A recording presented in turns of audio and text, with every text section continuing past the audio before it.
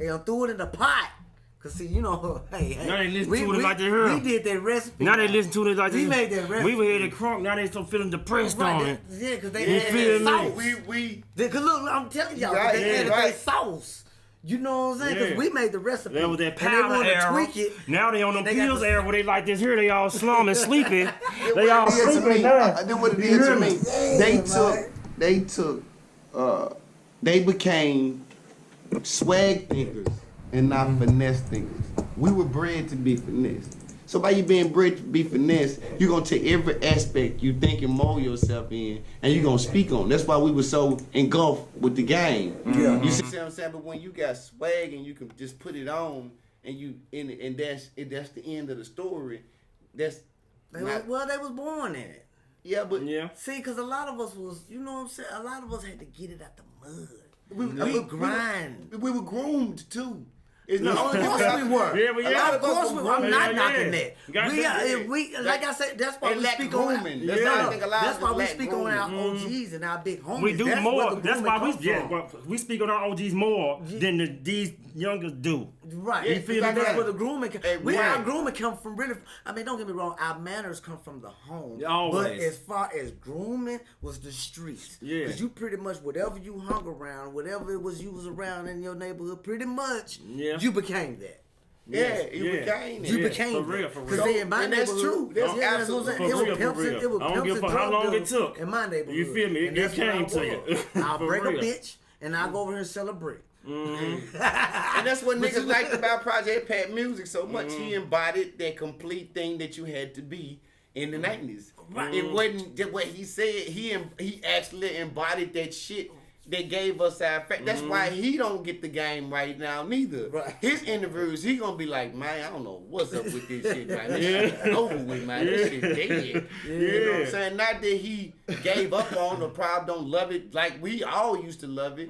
He just seen that like I said once the indictments and once the fun stopped. Once the fun stopped. And the addictions. Don't forget the addictions was already there though. Hey, that's one that's not gonna leave. No. I know a lot of niggas who, when we first started out with them 5 for the 50s, 10 for the... What about? They was doing it slickly and the nigga didn't know. No, Lord. I know a lot of niggas couldn't get them to smoke a cigarette. They'll smoke joints with a nigga when we was smoking the dookas and smoking the hog leg. The hog leg, table leg, you could barely give them the hit. It's just like I know a million niggas now and never snorted cocaine, but they snorting pills. Come on now. Yeah. Come on now. It's a new era. That's why Come I said on now. We came up in that powder era. This is the pill era so now. What I'm saying is, you know what I'm saying? I can't, when a nigga fall off, because that's what it is, I can't sugarcoat nothing. You know I'm a realist. Y'all know I'm a realist. When a nigga fall off, right? It ain't something you just started overnight. It wasn't. No. It was something you was already dipping and dabbing in. You know what I'm saying? Come on, man, we from the game. You know what I'm saying? We dipped. We done fucked off in these streets. We done did this shit. We done lived and learned. Here it is, 2020. We've been doing. I'm celebrating 25 years and.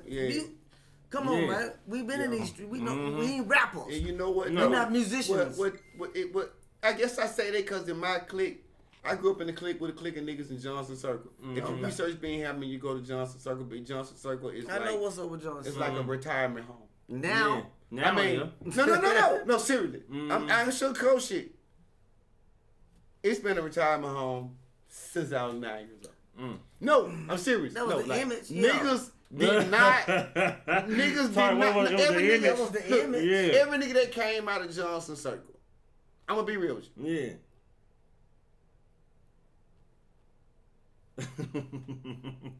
No. I can name a million gangsters from my hood. I can't name 3 that came out of Johnson Circle in 43 years.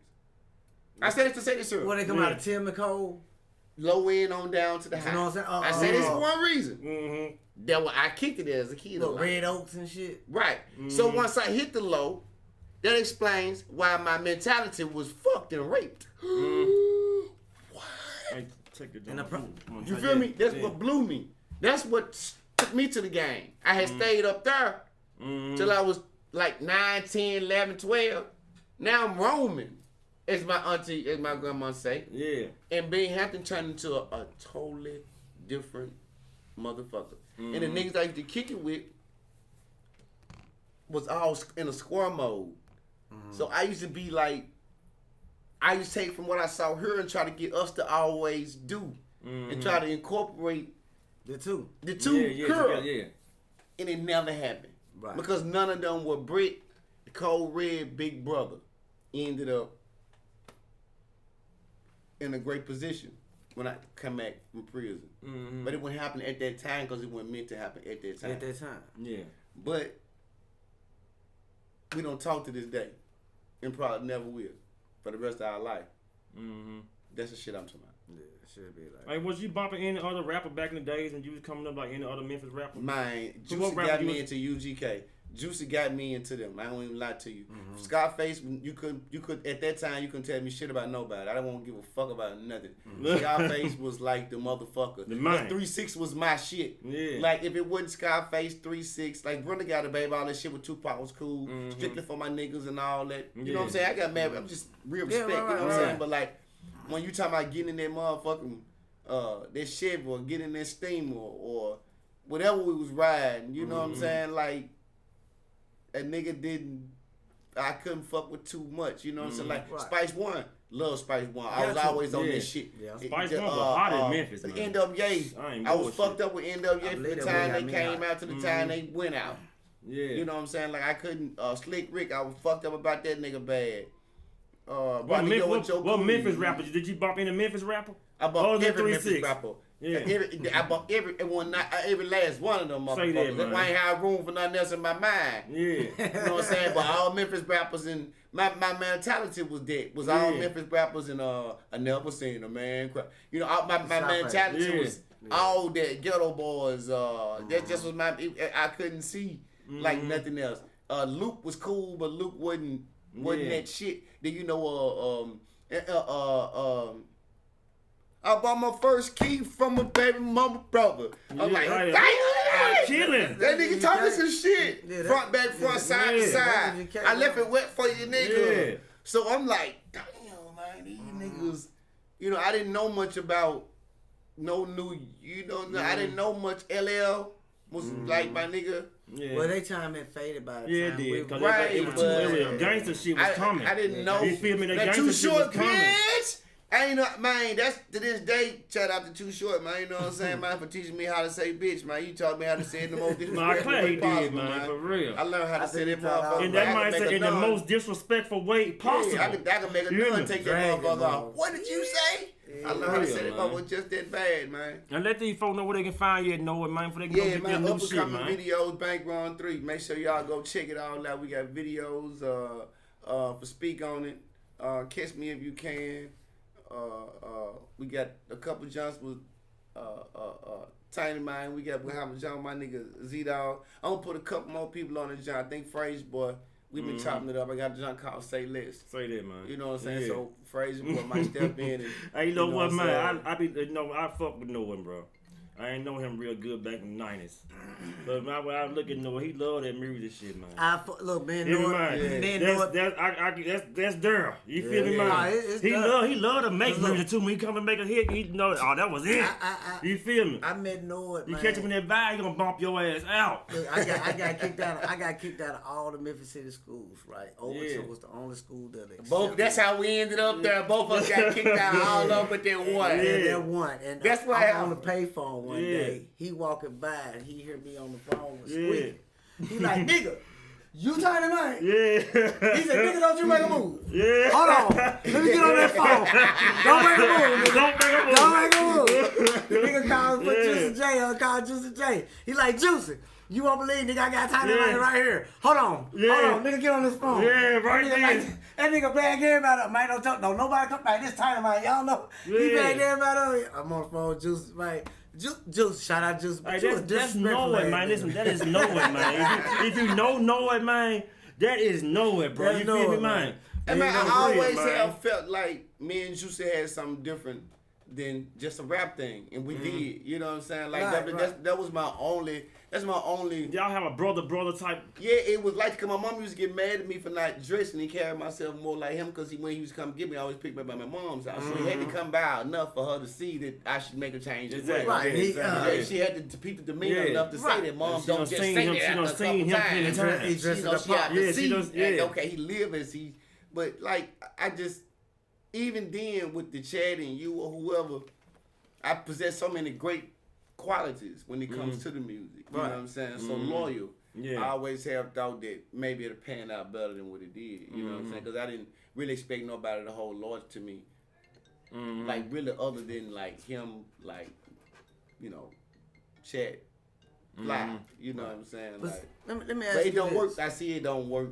I want to ask the you. streets work a little different. I want to ask you a personal question. This We like used to anyway. This like from me to you, and if I'm too personal because we on air. What? You know what I'm saying? We can do it off air. But look, check, this is just my personal feeling, right? Right. Even though we legends, we did what our thing, made our mark and all that shit. And you know, some of us, a lot of us, you know what I'm saying, really ain't got the money to show from what we've done. Right. But are you? I'm not saying that you don't have it. I'm not saying that. But I'm just saying. But from what we've accomplished, right? You dig what I'm saying? I got you. Do you think? I mean, whether if you got it or not, you know what I'm saying? Do you think the money is satisfying, or with you having the platform of you being Lil Noid is more satisfying? Because for me, what did Nipsey say? I appreciate the compliment, but I'm so conflicted by the status.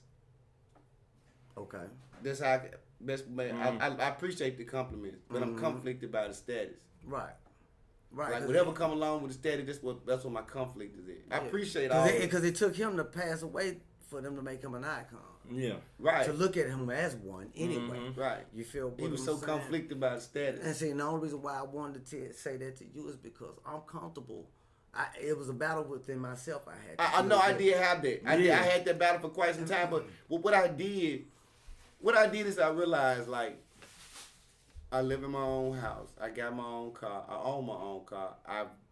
The day I got out of prison, I was out of prison 4 months. I went to Chuck Hut and my credit score was a 720. I went straight on the lot and got a car. That man got two beautiful twins look just like him, man. Keep in mind, for real, look just like Noah. I get paid. I go do shows. People book the rooms. They feed me when I get there. I might not get no more than $400 or $500 on the show. Sometimes I get $800 or $900, but they book the room. But see, that's what I'm getting at. That's what I'm getting at. So are you more appreciative? When I wasn't appreciative, I couldn't get that. When I learned to accept, that's when I begin to get that. So are you comfortable? Yeah, I'm comfortable. Like just because now I know how to make the flower grow. Yes. At first I was standing around like, how do you make your flower grow? Now I got one in the ground that's growing. Yeah. And I'm like, okay, cool. And reasons of why I'm asking that is because it's different when you're dealing with a group or dealing with so much paperwork with so many individuals. You know what I'm saying? Where it feels as though you're signed. You feel what I'm saying? To whereas is where we are in the situation we're in now, we're like independent. You know what I'm saying? We move at our own pace. You see what I'm saying? Because what I did is what it is. This is how I look at it. What I did is what I did. Right. Regardless if it was 40 years. You know what I'm saying? The 25, 30 years I got in music, it is what it is. Right. But like as of right now, regardless if I got this money or not from this music, I got the platform. Right. See, a dude made a point the other day. Is the golden era the era where we had the hardest music, did the most songs, slaved the most, and had the strongest culture? Or this the era where you just can make a bullshit song and get paid $1 million for it? So what's after the golden era? This area right No, just take it in comparison. Like we said that it's the golden era. We agree on that. Because it's so, what you said seemed like it's true. It is right, true. But you feel me now now? you don't need all that, and you can do anything and get twice that and be independent. So it's like a perspective thing. You see what I'm saying? Now, once I looked at it like a perspective thing, I quit looking at it like it's still on T. I quit looking at it like I made this mistake. I don't know how I'm gonna come back from this. Because now I know when you stand on your own and you're comfortable with it, you begin to say, you know what? I got a platform. What the fuck am I thinking about? You don't worry about what happened, what's being said, what's done, what they doing. You just go do. You see what I'm saying? That's all I be concerned with. So now. So now you know it's the 2000 era. You got your own. So you got your own label I got and everything. my own copyrights to my music. What's the name of your label? I don't have a label or nothing like that. I just copyright my music. Okay, for you know sure. What I'm saying? Like whatever I do, I make sure. So you doing your own shit now. You know what I'm saying? It's not. And then the thing about paperwork that people don't understand, they hear the word paperwork, and the first thing your mind does is think a pack. Paperwork is like this. Knowing what's asked of you, knowing what you asking, and knowing what line between that. I'm not saying that it's not a difficult process, but if you look at a furnace, I do heat now. If you look at a furnace and you say, "Damn, man, how am I fix this?" This shit look hard because it's all wired up. But if you know what each component do, you ain't looking at it. Don't look so hard because okay, damn, this didn't do that. But maybe the problem here. So that's what we in now. We in that era where you can know where you got a problem at and straighten it up without having to. You can finance it on your own. The people that bag your music don't have to know you. They don't have to like you. They don't have to go to school with you. They don't have to see your big fat chain. You know what I'm saying? They don't have to see your big fat whip or your car in your house. They like it. They like it. I see you still selling tapes, man. Tapes still selling. Cause I saw you had a tape, man, that had came out in Germany, man. That jump was hard as hell too, man. The motherfucker was fresh as hell. You feel me, man? That's a market. It's like you look at the motherfucker, make you want to buy it. You feel me? I appreciate that market. A lot of people don't know that. Like people hit me up from France, Sweden, the Netherlands, New Zealand. I'm a fan of this. I'm a fan of that. So sometimes I can be. Man, fuck this shit. Something might happen, and I might get a text like that, or look at my Instagram and be some shit like that. You did. You got an album. You who you are. You got an album on vinyl too, right? Yeah, I ended up getting an album on vinyl. That motherfucker sold out of iTunes. People, they re-released it. They took it off the tape and re-released it and put it on vinyl and sold 1,000 copies. You selling records, nigga? Yeah, I'm gonna sell the records. I'm gonna sell the tape. I'm gonna sell the I don't blame it. We gonna sell a whole ass. You know what I'm saying? If you let me. Yeah, like you in Memphis, nigga. You get your ass sold, nigga. Yeah, you hear me, man? You For sure real. Rough, come over here, man. Sure the real yourself, man, but it's gonna cost. Right. It's just a business. Once I looked at this shit like the streets on a hustle level, but I understood that you fight different. You handle it pretty much the same.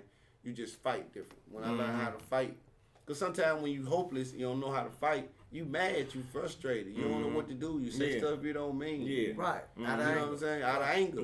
Then when you find out what the stipulations is, what the guidelines is, and how to handle it, you don't respond like that no more. I appreciate you coming out to the Icon Academy, man, because, man, you're a real Memphis legend, man, for real, man. Shout out to my nigga Tony D, man, you know what I'm saying? I know you looking at all of this John and shit, man, you know what I'm saying? Nigga be over there to Arkansas, man. We gonna wreck shop, nigga, so, shout out to Tony D in Arkansas, real, man. Arkansas, fuck with me, I fuck with Arkansas. And let them know again, man, where they can find you, man. Your Instagram, man, you can find Facebook. me anywhere you want to find me. Instagram, Facebook, LinkedIn, Lil Noid, Twitter. You can find me on YouTube. Pretty much anything with me on YouTube. Any digital outlet, just type my name in. iHeartRadio. Pretty much anything that you can pull up, you can find me on it. So make sure when you get a chance. Go get that one we got, nigga. That more than once. Yeah, make sure you go get z-dogg that more than once. z-dogg and Lil Noid. Yeah, because we gonna hit this shit more than once, man. You know what I'm saying? Matter of fact, we might do it more than once too. So you motherfuckers who didn't catch it the first time, you catch it the second time, man. You know or y'all can just continue to trap in on that motherfucking try me, goddamn it, get us a try check. Me if you want to try. Man, you know what I'm saying? If you anywhere in the world, man, you want to hit up Try Me, make sure you hit that Try Me up with Noid and Tiny, man. It's a classic. People been supporting it for years. Make it a part of your day. You might have a bad day one day. A motherfucker might say something to you at work. When your boss mad at you, play Try Me. You know what I'm saying? We finna get into one of the Noid videos, man, right after this interview, man. Murder these niggas. And make sure y'all subscribe to our channel. I've been seeing y'all for real. Matter of fact, the Icon Academy is on everywhere now. Go to anywhere you want to hear your podcast, Spotify, iTunes. We all there, man. Make sure y'all share our page, our videos, and tell a friend, man. You feel me? Yeah. And don't forget to subscribe and hit that goddamn bell on the YouTube, man. You feel me, man? Show some love, man. I know y'all love this Memphis shit. We love y'all too. That's why we brought this to y'all. It don't cost a thing. You feel me, man? You know, for real. If you don't show no love, I tell you what you do, man. Just make the count. What you said. Make it count. And we out. Icon Academy, man. Tiny man and motherfucking Lil Noid. Man, make the count count.